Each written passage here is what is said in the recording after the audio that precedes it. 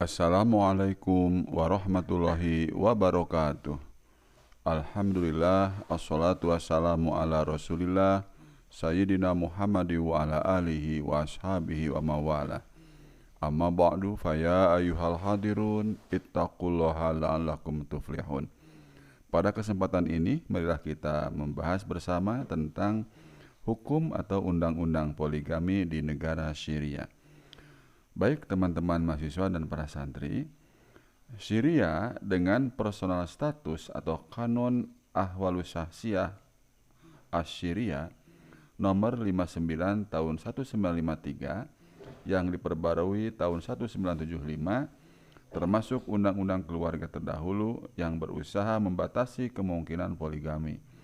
Menurut Undang-Undang nomor 34 tahun 1975, hanya hakim yang menentukan dapat atau tidaknya seseorang poligami yang ditentukan oleh satu, ada atau tidaknya alasan hukum, dan dua, ada atau tidaknya kemampuan ekonomi suami memberi nafkah keluarga.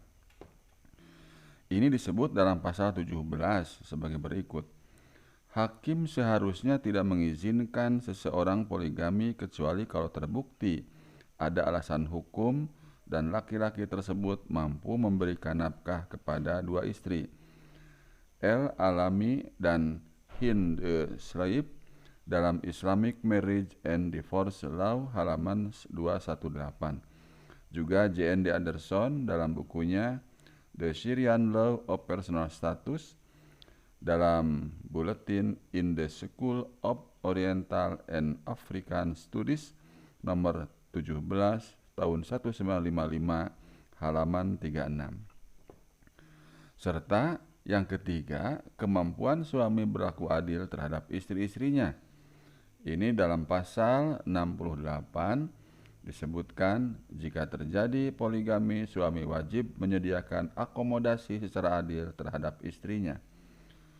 Dengan ungkapan lain, hakim boleh menolak memberi izin kepada seorang suami yang akan menikah lagi kalau ternyata laki-laki tersebut tidak mampu mencukupi nafkah dan berbuat adil kepada istri-istri dan anak-anaknya kelak. Ini dalam Anderson dalam bukunya Reforms in Family Law in Morocco halaman 152.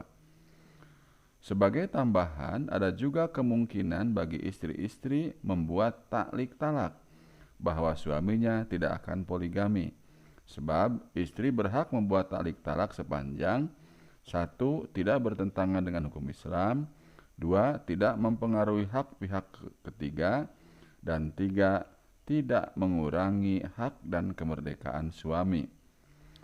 Ketetapan ini dapat ditemukan pada pasal 14 ayat 1, 2, dan 3. Ayat 1, kalau ada taklik talak yang dilakukan ketika akad nikah bertentangan dengan dasar dan tujuan perkawinan atau membuat wajibnya sesuatu yang dilarang hukum Islam, taklik talak tersebut tidak berlaku, sementara akad nikahnya tetap sah. Ayat 2, kalau pada akad nikah ditetapkan taklik talak untuk kepentingan istri, taklik talak tersebut berlaku dan memiliki kekuatan hukum, dengan syarat isinya tidak bertentangan dengan hukum Islam, tidak mempengaruhi hak pihak ketiga, dan juga tidak menyebabkan hilangnya hak suami. Ayat 3, kalau istri membuat suatu taklik talak yang menyebabkan berkurangnya atau hilangnya hak suami dan suami tidak setuju dengan isinya atau mempengaruhi hak pihak ketiga, taklik talak tersebut meskipun tidak memiliki kekuatan hukum kepada suami, tetapi istri berhak menuntut perceraian kalau taklik talak tersebut dilanggar suami.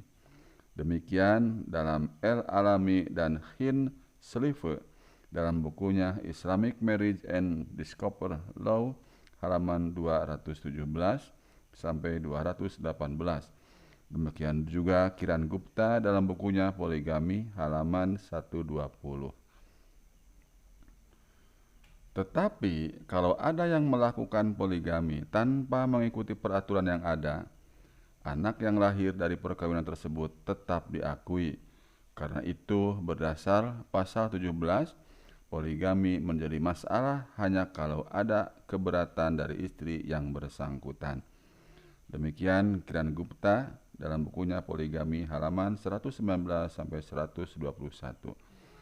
Namun demikian, bagi yang melanggar ada kemungkinan dikenakan hukuman sesuai dengan hukum pidana Syria. Demikian teman-teman, hukum atau undang-undang perkawinan, undang-undang poligami maksud saya di negara Syria. Mudah-mudahan bermanfaat. Wassalamualaikum warahmatullahi wabarakatuh.